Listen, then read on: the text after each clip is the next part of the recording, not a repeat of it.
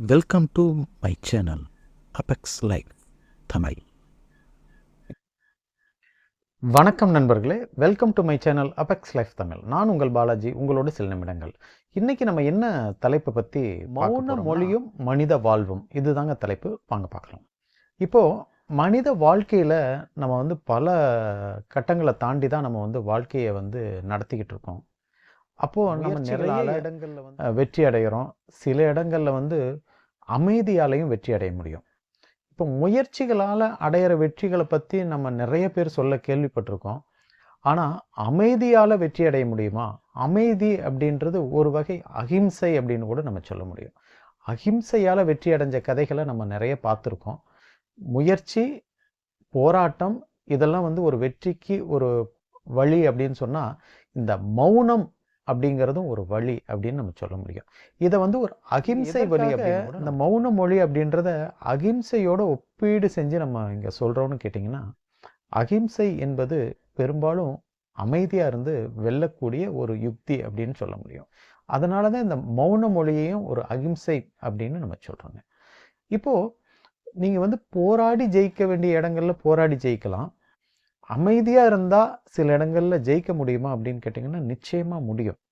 அதற்கு நீங்கள் சில இடங்களில் அமைதியாக இருந்தீங்கன்னா தான் நீங்கள் அந்த விஷயத்தில் வெற்றி அடைய முடியும். அல்லது உங்கள் வாழ்க்கையில் நீங்கள் வெற்றி அடைகிறதுக்கு அந்த விஷயம் ஒரு பாதிப்பு இல்லாத வகையில் இருக்கும். முக்கியமாக சில சூழ்நிலைகளை நம்ம கவனிச்சுக்கணும். அந்த சூழலில் நம்ம மௌனமாக இருந்தோம்னா அது நமக்கு ஒரு நன்மையை கொடுக்கும் அப்படின்னு முதல் நம்ம அடையாளப்படுத்தி சொல்லுவோம். சூழல் எதுன்னு கேட்டிங்கன்னா, நம்ம அமைதியாக இருக்க வேண்டிய இடம், நமக்கு எப்போவெல்லாம் கோபம் வருதோ அல்லது நம்ம கோபமாக பேசக்கூடிய ஒரு சூழல் இருக்குதோ, அல்லது நம்ம கூட பேசுகிறவங்க கோபத்தில் இருக்காங்களோ, அதிக கோப வெளிப்பாடு இருக்குதோ, அந்த கோபமான ஒரு ஆர்கியூமெண்ட் நடக்குதோ, அந்த இடத்துல நீங்கள் கோபமாக பேசி வெற்றி அடைகிறத விட அமைதியை நீங்கள் கடைபிடிச்சு வெற்றி அடைய முடியும். அமைதியாக இருக்கும்போது உங்களுக்கு என்னெல்லாம் அந்த இடத்துல நன்மை கிடைக்கும்னு கேட்டிங்கன்னா, இன்னும் யோசிக்கிற திறன் அதிகமாகுங்க. நீங்கள் கோபமாக இருக்கும்போது பார்த்தீங்கன்னா, உங்களுக்கு யோசிக்கிற திறன் குறைஞ்சி போகும் அப்படிங்கிறது அறிவியல் உண்மை. அதை நான் மட்டும் சொல்லலை, இது ஒரு அறிவியல் உண்மை. கோபம் அறிவை மறைக்கும், கோபம் கண்களை மறைக்கும் அப்படின்லாம் சொல்லுவாங்க. நம்ம கோபம் நம்மளுடைய அறிவு கண்களை மறைக்கும் அப்படின்றது தான் நம்ம கவனிக்க வேண்டிய விஷயம்.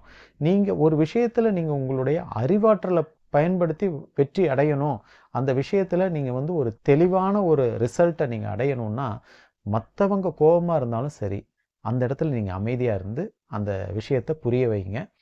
அல்லது உங்களுக்கு கோபமாக இருக்கிற சூழலில் நீங்கள் அமைதியை கடைப்பிடிங்க.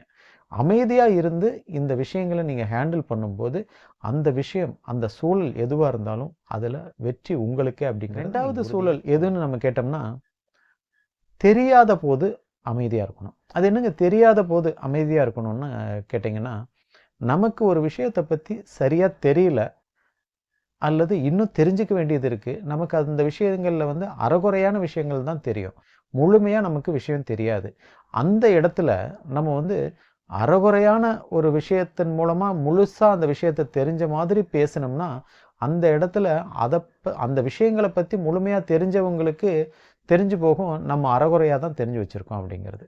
உங்களுக்கு நான் சொல்கிறது கொஞ்சம் புரிஞ்சிருக்கும்னு நினைக்கிறேன். நம்ம ஒரு விஷயத்தில் தெளிவில்லாத போது அந்த இடத்துல அமைதியாக இருக்கணும். இதுதாங்க விஷயம். அதை என்ன காரணம்னு கேட்டிங்கன்னா, நம்ம தெளிவில்லாமல் அல்லது அறகுறை அறிவோட ஒரு விஷயத்தை முழுமையாக தெரிஞ்ச மாதிரி மற்றவங்க முன்னாடி பேசுனோம்னா, அதில் அறிவான நபர்கள் என்ன கண்டுபிடிச்சிருவாங்கன்னா, நம்ம சொல்கிறது தவறான விஷயம், தவறான கருத்து, அல்லது நம்மளுக்கே அதை பற்றி சரியாக தெரியாமல் பேசுகிறவங்க அதை ரொம்ப எளிமையாகவே கண்டுபிடிச்சிருவாங்க. அதனால் நீங்கள் எந்த ஒரு விஷயம் உங்களுக்கு தெரியலைனாலும், தெரியல அப்படிங்கிறத முதல்ல ஏற்றுக்கங்க, ஒத்துக்கங்க. ஒத்துக்கிட்டிங்கன்னா தான் அந்த தெரியாத விஷயத்தை தெரிஞ்சுக்க முடியும். தெரியாத விஷயத்தை தெரிஞ்ச மாதிரியே நம்ம பேசிக்கிட்டு இருந்தோம்னா, என்றைக்குமே அதில் அந்த விஷயங்களை நம்மளால் முழுமையாக தெரிஞ்சுக்க முடியாது. அதனால் பலனடைய முடியாது. இது ஒரு கவனிக்க வேண்டிய விஷயம். இது ரெண்டாவது சூழல் அப்படின்னு நம்ம சொல்லலாங்க. மூன்றாவது சூழல் எதுன்னு கேட்டோம்னா, உங்களுடைய வார்த்தைகளுக்கு மதிப்பு இல்லாத போது நீங்கள் அமைதியாக இருக்கும். அதாவது நம்ம ஒரு இடத்துல பேசுகிறோம், ஒரு விஷயத்துக்காக பேசுகிறோம், ஒரு சூழலில் பேசுகிறோன்னா அந்த இடங்களில் நம்மளுடைய வார்த்தைகளுக்கு மதிப்பு இருக்கணும் இல்லைங்களா? அந்த சூழலில் நம்ம ஒரு தெளிவான ஒரு வழிமுறையை சொல்ல முடியும், அல்லது அதில் வந்து நம்ம ஒரு டிஸ்கஷனில் கலந்துக்க முடியும். எந்த ஒரு இடத்துல நம்மளுடைய வார்த்தைகளுக்கு மதிப்பு இல்லைனாலும் நம்ம அந்த இடத்துல அமைதியாக இருக்கணும். அந்த இடத்த விட்டு நம்ம விலகணும் அப்படின்னு நம்ம சொல்லலை. ஏன்னா நம்மளுடைய வாழ்க்கையில் நம்ம நிறைய இடங்களில் நமக்கு மதிப்பில்லாத இடமா இருந்தாலும் சரி, அந்த இடத்துல நம்மளுக்கு ஒரு பாடம் கிடைக்கும். நமக்கு ஒரு ஒரு புதிய ஒரு வழி கிடைக்கும். அந்த வழியை நம்ம தெரிஞ்சுக்கணுன்னா அந்த இடத்த விட்டு நம்ம விலக வேண்டியதில்லை. நம்மளுக்கு அங்கே அமைதியாக இருக்கிறதுக்கு ஒரு வாய்ப்பு இருந்தாலும், அமைதியாக இருந்து மற்றவங்க என்ன சொல்கிறாங்க அப்படின்றத நம்ம கவனிக்கலாம், விஷயங்களை இன்னும் தெரிஞ்சுக்கலாம். நம்மளுடைய வார்த்தைகளுக்கு மதிப்பில்லாத இடங்கள்ல, நமக்கு மதிப்பில்லாத இடங்கள்ல நம்ம போக போகிறதில்ல. இது வந்து நம்மளுடைய வார்த்தைகளுக்கு மதிப்பில்லை, ஆனால் நமக்கு ஓரளவுக்கு அந்த இடத்துல போய் கலந்துக்கிறதுக்கு ஒரு வாய்ப்பு கிடைச்சதுன்னா நம்ம கலந்துக்கலாம், விஷயங்களை தெரிஞ்சுக்கலாம். இது வந்து ஒரு முக்கியமான ஒரு யுக்திங்க. அடுத்த சூழல் பார்த்தீங்கன்னா, மிகவும் சிக்கலான சூழல்ல நம்ம வந்து அமைதி மொழியத்தான், மௌன மொழியத்தான் நம்ம வந்து கடைபிடிக்கணுங்க. இந்த மௌனம் அப்படின்றதும் இந்த அமைதி அப்படிங்கிறதும் ஒன்று தான். அதனால நான் இந்த இடத்துல அமைதின்னு சில இடங்கள்ல சொல்லியிருப்பேன், மௌனம் அப்படின்னு நம்ம சொல்லியிருப்பேன். இந்த மௌன மொழி அப்படின்றது நம்ம அமைதியாக இருக்கிறது தான் குறிக்குது. இப்போ சில சிக்கலான சூழல்லையும் நம்ம வந்து மௌனமாக இருந்து அமைதியாக இருந்து யோசித்தோம்னா அந்த சிக்கலுக்கு ஒரு தீர்வை கண்டுபிடிக்க முடியும். அந்த சிக்கல் வந்ததுக்கான காரணங்களை நம்ம தெரிஞ்சுக்க முடியும். அந்த காரணங்களை கண்டுபிடிச்சு அந்த காரணங்களை வந்து நம்ம தீர்த்தோம்னா தான் அந்த இடத்துல ஒரு தீர்வே உண்டாகும். அந்த சிக்கல் நமக்கு தீர்ந்து போகும். அதனால் அந்த இடத்துல நம்ம வந்து அமைதியாக இல்லாமல் ரொம்ப பரபரப்பாக இருந்தோம், ரொம்ப டென்ஷனாக இருந்தோம் அப்படின்னு சொன்னால் நமக்கு அந்த சிக்கலுக்கான தீர்வை கண்டுபிடிக்க முடியாமல் போயிடலாம். அல்லது அந்த சிக்கல் இன்னும் பெரிய சிக்கலாக மாறுறதுக்கான வாய்ப்பும் இருக்குது. அந்த சிக்கலுக்கான காரணங்களை கண்டுபிடிக்க முடியாமலும் போயிடலாம் நம்ம பரபரப்பாக இருந்தோம்னா, டென்ஷனாக இருந்தோம்னா.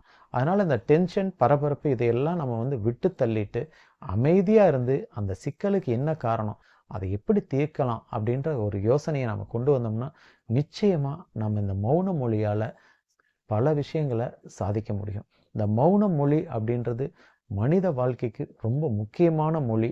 நம்ம எந்தெந்த இடங்கள்ல மௌனமாக இருக்கணுமோ அந்தந்த இடங்கள்ல மௌனமாக இருந்து நம்மளுடைய வாழ்க்கையை இன்னும் வெற்றிகரமான ஒரு சூழ்நிலைக்கு கொண்டு போகிறதுக்கான ஒரு வழியாக நம்ம இதை பார்க்கலாம்.